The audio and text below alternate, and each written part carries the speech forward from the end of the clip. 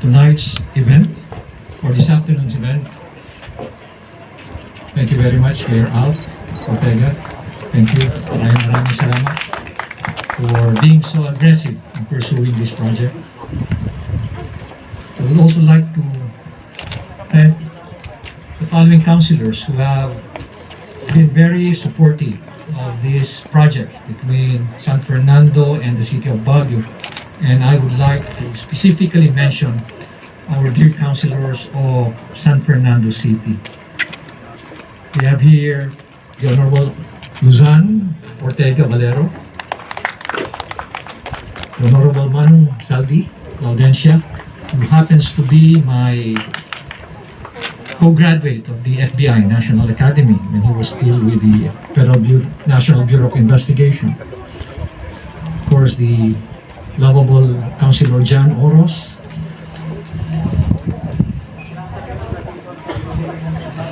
Councilor Maki Dukusin, and finally our City Administrator, Mamaylin Lobiano, and the City Department heads of LGU San Fernando. And may I now introduce to you the members of my contingent. We have here the Honorable Elaine Zambrano, our head of the Committee on Tourism. We also have here the Honorable Lilia Parinas, who happens to be the head of the Committee on Social Services.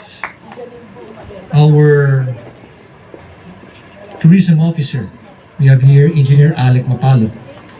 I would like to thank him for all the hard work. Siya talagang gumawa ko ng mga legworks dito trabaho to together with the City Tourism Officer of San Fernando. I would also like to thank one very special person who actually brought up this idea of having a tourism bubble with San Fernando, and this tourism bubble between San Fernando and Baguio City. It's no less than Mr. Shan Bedi of Camp John Hay Development Corporation. Shan, can you stand up to be recognized? He's an Indian but Filipino by heart. Of course, our Baguio Visita training team. And finally, I would like to greet also my lovely wife, Arlene Magalong. Kung kilala mo, hindi kita nakakalimutan. And of course, Mrs. Candy Ortega. Pasensya na ho kayo.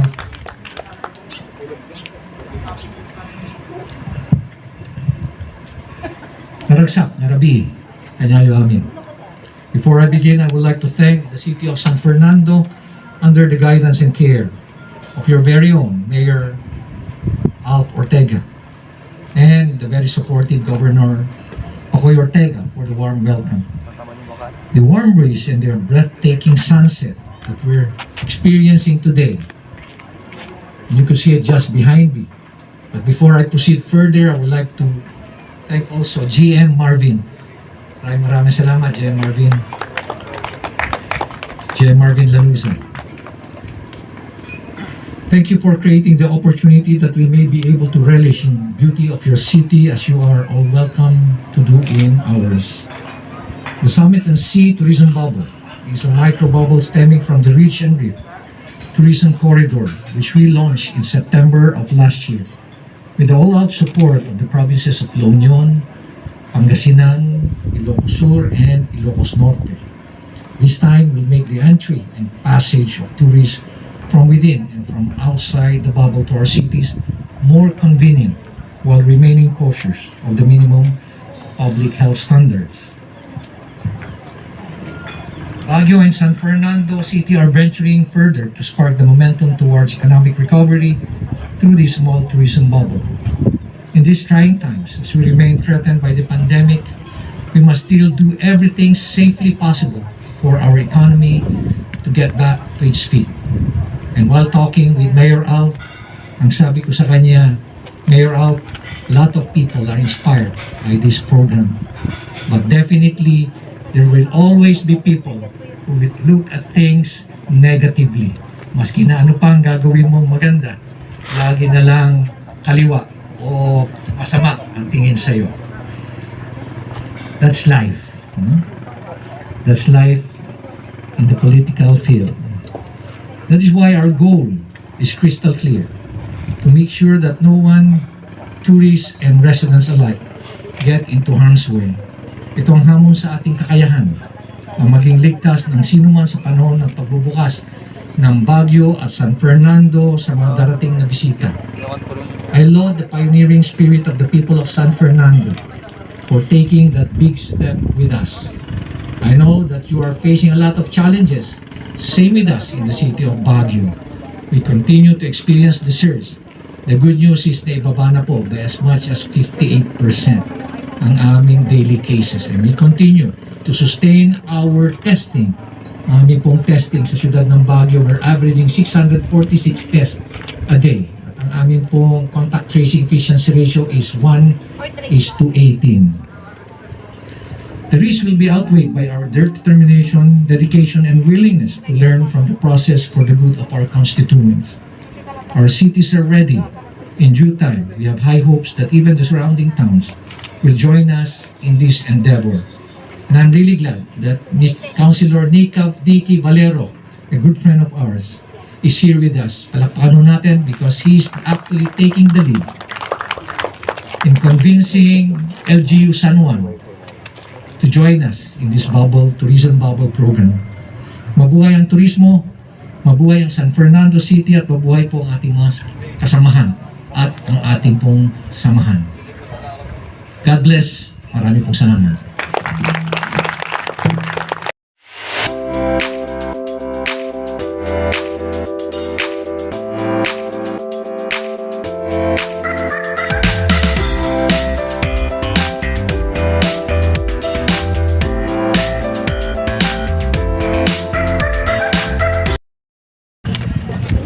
Thank you, Austin.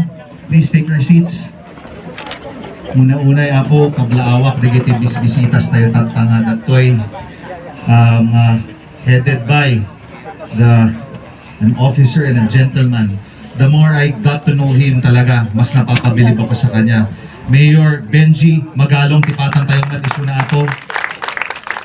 And his lovely wife, Manang Arlene. Gatang hapon po ma'am, welcome. Digiti kakadwa na apo nga opisyales nga po Baguio. At ditoy ni Councilor Elaine Sembrano, tipatan tayo mat ni Ma'am Elaine. Kastamat adatoy ni Councilor Lilia A. Farinas. Ma'am, ditoy apo. He's not a new face here in City of San Fernando, but he's also a city councilor in Baguio, Francisco Pacoy Ortega. Is also here with us. To the rest of the city department heads of Baguio City, Sir Ale, magandang hapon and welcome.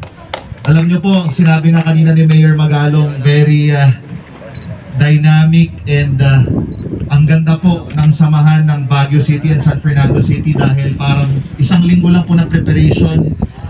Nagkaroon na po tayo ng MOU signing last week.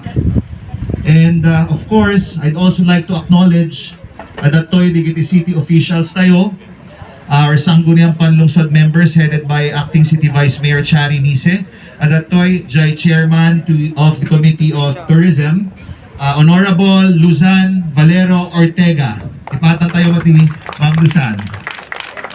Luzan Ortega Valero. Nabaliktad ko po. Also here with us is our chairman of the Committee on Rules, Honorable Rizaldi F. Laudencia. Our chairman of the Committee on Social Services, Honorable Councilor John Oros. At dito'y apo, JSK Federation President tayo, Maki Dukusin. And our councilor from our neighboring town, Councilor Nicky Valero of San Juan, is also here with us. To our department heads of the city government, headed by our city administrator, Attorney Eileen Lubiano. Ma'am, good afternoon. Please stand up para makita rin ang mga bisita natin. Aming city administrator. And of course, to my lovely wife, Candy is also here with us. Pwede ko bang kalimutan ang aking misis, si Candy. Nandito rin po siya. Maganda po yung sinabi ni Mayor Benjie kanina, no? Na sa sitwasyon natin ngayon, talagang malaking tulong po itong na gawa natin at nabuo na Summit and Sea Tourism Bubble. Pero yun nga, hindi pa rin mawawala yung mga negative comments and negative opinions about this. But ito nga po, nakita po natin kanina nung pinalabas yung hymn ng City of Baguio and City of San Fernando, doon ko na-realize that in every aspect of life, importante po yung tinatawag natin na balance. The hymn of the City of Baguio was very mellow and embracing. The hymn of the City of San Fernando was aggressive and parang pinamarcha ka, di ba?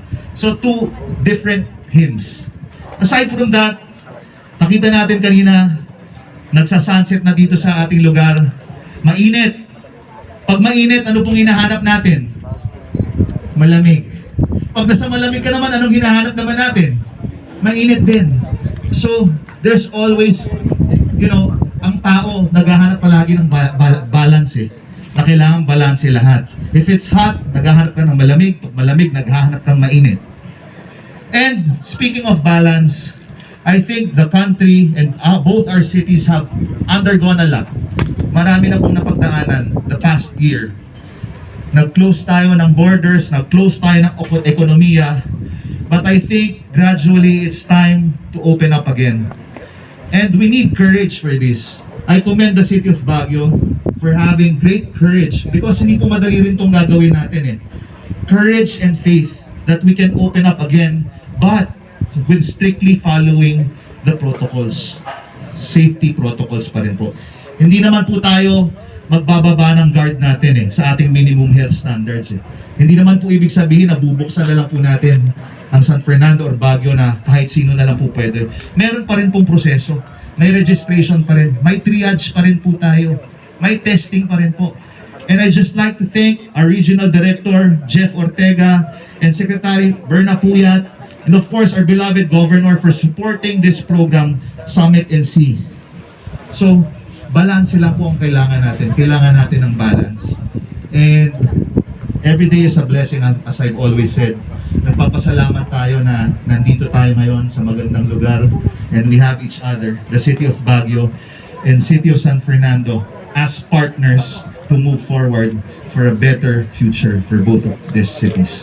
So, yun lang pong mensahe ko. Again, to our visitors and guests, welcome.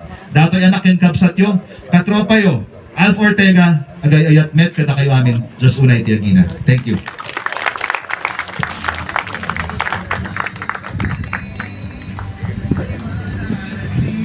Thank you very much, Honorable Alfredo Pablo R. Ortega.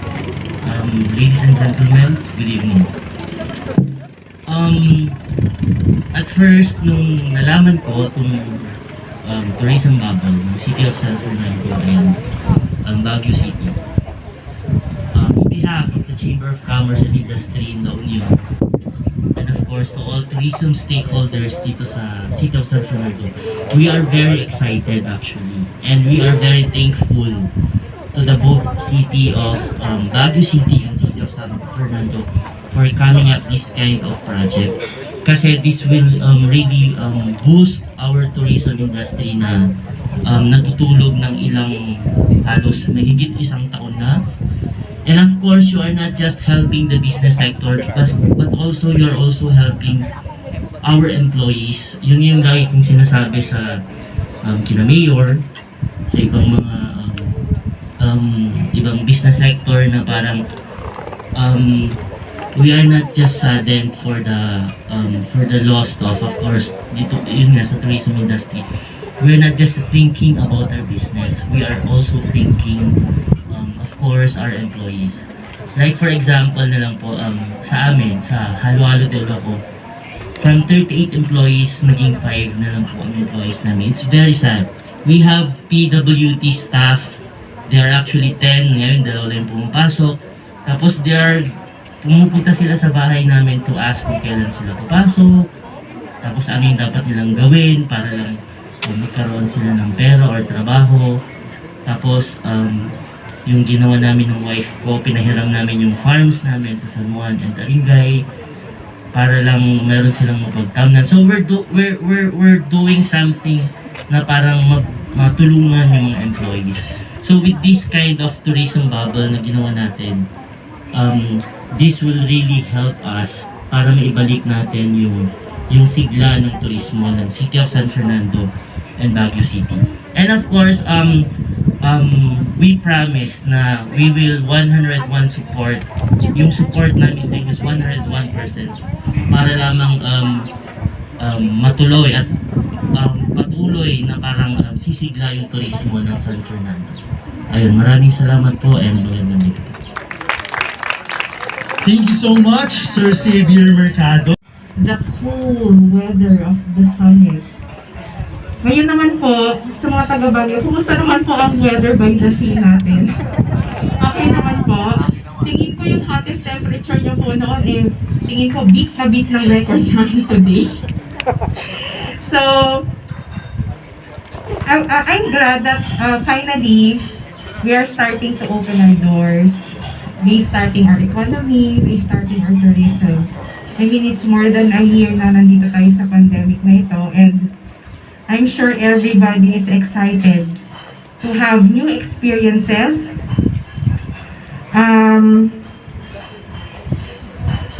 For sure, yung mga taga-Bag, ay mga taga San Fernando, excited nang ilabas sa mga jacket nila. Diba? Kaya sa bago umagin pa yan. And I'm sure yung mga taga-Baguio City, excited din ilabas sa mga swimsuits at mga bikinis nila, di ba? Kesa naman, butasin lang yan ng mga dagat at mga langgam sa cabinet ninyo. Ilabas na natin ang mga yan. So, since, eto na nga, mag-open na tayo, we are ready to take on new adventures. Magsa-start na naman tayong mag-feel ng mga memory banks natin with our friends, our loved ones, our families, but let us not forget that safety is still our priority. Let's be responsible travelers.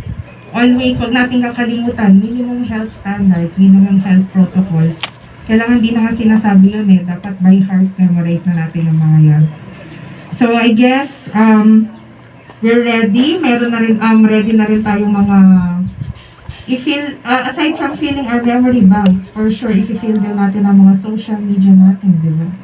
Yung mga millennials dyan, ready nyo na mga pang TikTok ninyo, mga Instagrammable photos ninyo na i-upload natin. So, in behalf of the City Government of San Fernando, it has truly been a great honor to be working with the City Government of Baguio City for the formation of this tourism bubble. So once again, let's give everybody a warm round of applause. So let's enjoy the rest of the evening, everyone. So this is your Tourism Chair, City Councilor Luzan Ortega Valero. full of love for the city. Good evening, Wow, thank you so much, Ma'am Luzan. Sa MOU po natin, we're stating that we would like to explore that as part of providing convenience for our tourists. So that means we are still on our headway to arrange and negotiate and coordinate with public tourist transports. Right now, we were able to identify one particular bus company has terminals in both cities. So that is what we want to have some arrangements with. So our intention is point to point, definitely from terminal to terminal. So hindi lang po sa border. But we would like to maintain the safety protocols during the travel. So that's why it's point to point. So there will be no stopovers along the way. Anyway, it's less than 2 hours, 1.5 or less travel. So that is the intention, and we will announce eventually if that can already be available. As a matter of fact, we already talked with the managers. They are from Manila, and they are willing to secure a special permit from LTRFB for that particular purpose. Okay po, thank you, sir. Yes po. Sir, kay Mayor Alpo, kasi doon sa huling inilabas na guidelines, doon sa MECQ, bawal po ang coastal areas. So meron na po bang identify? Kasi mostly yung mga taga Baguio, last January, nag-swimming din kami. Ang nakita namin dito sa may Acapulco is from Baguio din. So paano po yun, sir? Anong adjustment po na gagawin po? I think yung nasa guidelines natin, ang bawal is hindi bawal mag-swimming, no, attorney? Ang bawal is, yes, attorney. Nag-GCQ na po tayo, so we have already disposed sa ating mga restrictions. So sa guidelines po natin, definitely pwede na pong lumangoy. Siyempre, iniiwasan pa rin po natin yung mga kumpulan. Yun lang po yung lagi natin observing physical distancing. Thank you po. Alright, thank you, sir. Do you have any more questions from our media partners? Yes, sir. Good evening po, sir. Eros Gossip po sa Ilustrado Magazine. Now, one question po para sa Baguio. Tatanong ko lang po, how reliable is the Visita app? We launched last September, and from therefore, we were able to register more than 100,000 applications, 60,000 approved travels, and almost 40,000 actual arrivals through the system. So that means we are able to rely on it to have a monitoring mechanism for our tourists. But it's a technology, and I am an engineer. Sabi nga nila, if it ain't broke, don't fix it. Pero ang sa akin, what I believe in is, if it ain't broke, it's not good enough. So we keep on continuously improving it pag meron po tayo nakita na kailangan i-adjust or modify. Okay, thank you, Sir Engineer Alec. Do you have any more questions? Okay, if meron po tayo from Bombo, please approach the mic. Magandang gabi po sa ating lahat. Ito po si Bombo Jerival ng Bombo Radio La Union. And good evening, Mayor Alf and Mayor Benjie Magalong. Actually, year 2019, yung last na punta ko sa Baguio City. So, isa ko sa mga nakakamiss na umakyat na doon sa Baguio. And with this project na na-launch po today, paano po natin masisiguro or magkakaroon po ba ng control doon po sa bilang ng mga tao na papasok sa Baguio at dito po sa City of San Fernando. And I understand, gusto po natin iwasan yung mass gathering, and ito pong project na to ay siguradong katanggap-tanggap ito sa mga tao dahil yun nga, ang San Fernando gustong puntahan ng mga taga Baguio, and tayo naman po dito sa San Fernando gusto nating pumunta sa Baguio.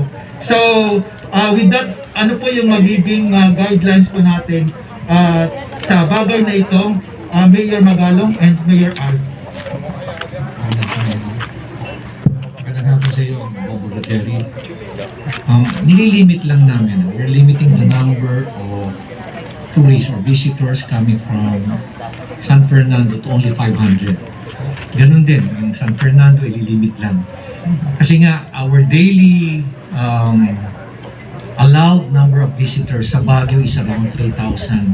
Kasi inopen na nga namin sa ibang mga provinces. So for San Fernando, we're only limiting it to 500 muna. This is actually a mutual agreement. Pinag-usapan ito with the Municipal Tourism Officer. Para at least kontrolin muna natin. Pag nakita naman natin na kaya pa, then slowly, gradually increase natin yung number. So yun yung protocol namin. Dadaan ka pa rin sa triage. In the same manner na may triage din kayo dito. Pero di kami triage doon. You have to go through triage. Meron kaming 3 klaseng triage doon. We have 3 central triage at meron kaming triage mismo doon sa aming mga checkpoints. So depende sa anong klaseng visitors, dadaan doon sa triage na yun. Napag-usapan din natin na lahat ng visitors natin have to be swab tested. Kung hindi sila nagkaroon ng swab test, either RT-PCR or antigen, doon sa place of origin.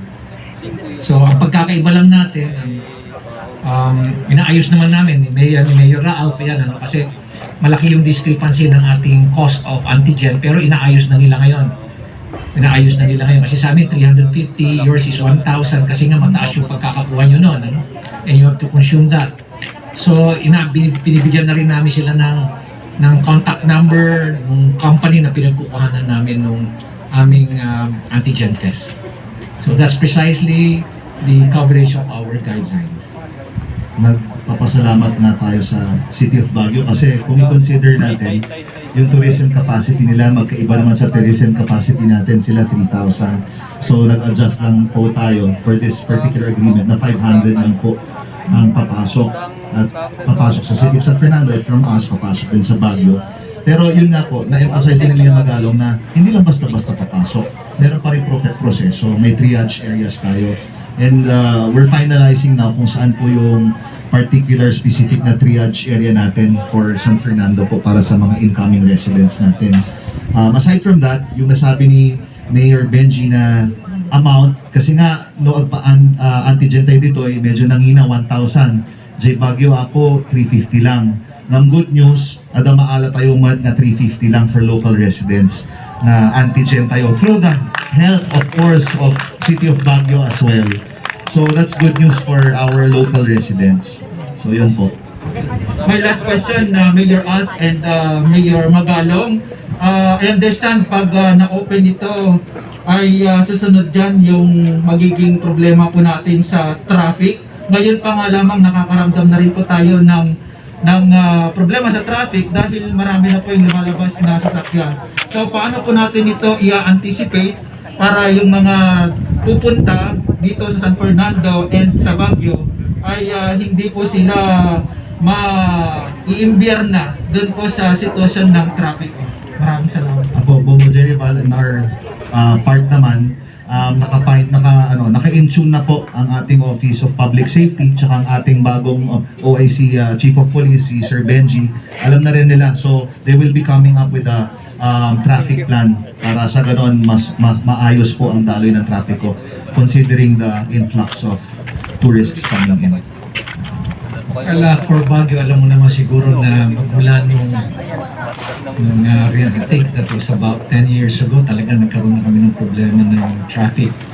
So immediately when we took over, we scanned the environment, gumawa kami ng strategic plan how to address yung traffic because it's one of our priorities over all the other priorities. So ang ginawa namin is we are now currently implementing yung local public transport rerouting plan. And for your information, we are the first city that submitted its expression of interest to sa low carbon urban transport system. So at the same time na paluwag namin, isa sa mga solutions katisan is luluwagan namin yung mga kalsada namin. Nire-engineer namin yung aming mga islands, tinatanggal namin, gumagawa kami ng mga loading bays, inaayos namin yung aming mga sidewalks so that we're pursuing now a very strategic walkable city program Magtatayo kami ng aming integrated transport terminal, which we hope will start, yung construction will start. It's a very ambitious project. It's about 3 billion and hopefully it will start sometime in January. So marami kaming mga programa, very strategic, and we are now pursuing also a smart city transport and mobility. So yun ang mga pag naitayo namin lahat yung mga strategic programs na yun, we will be able to address significantly yung aming mga traffic problems. So with that, thank you very much, Mayor Magalong and Mayor Alf. Mabuhay po kayo. Alright, to our media partners, thank you so much. Mayor Benjie, Mayor Alf, Engineer Alec, and Attorney, thank you very much. Do we have any final statements po before we end the press conference? Thank you to all our partners again, most especially to the City of Baguio sa mga business establishment, business owners po na nandito ngayong gabi. Maraming salamat. And sa commitment ninyo na sinabi rin kanina ni Sir Xavier, to our media partners and to all our netizens who are tuned in now to sa Facebook Live, good evening to each and everyone, and looking forward to a very productive program itong Summit NC. Thank you, Mayor Alf. Mayor Benjie, any final statements? Again, I would like to thank ating buting mayor dito, si Mayor Ortega. Thank you very much. And together with Team La Union, maraming salamat po. You've been very welcoming and really appreciate this site. And thank you very much to Marvin for allowing us to use, for accommodating us and for the very welcoming, accommodation. So sa inyo pong mga taga La Union, akyat na po kayo sa Baguio.